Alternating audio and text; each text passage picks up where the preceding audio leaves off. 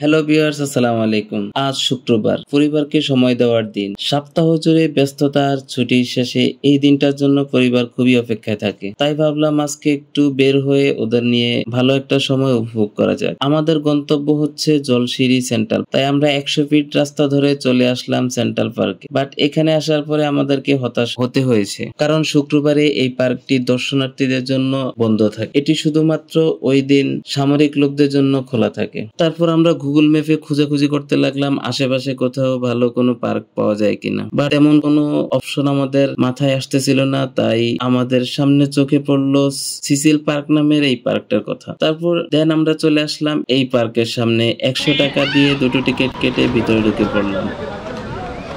এটা একদম কত থাকবো নাকি বন্ধ করে দিবে এখন? এই পার্কটি আমাদেরকে খুব একটা সন্তুষ্ট করতে পারেনি। ভিতরে কর্পোরেট ইভেন্ট ছিল, যার কারণে প্রচুর মাইকের শব্দ আসতেছিল কানে, যা আমাদের জন্য ছিল খুবই বিরক্তিকর।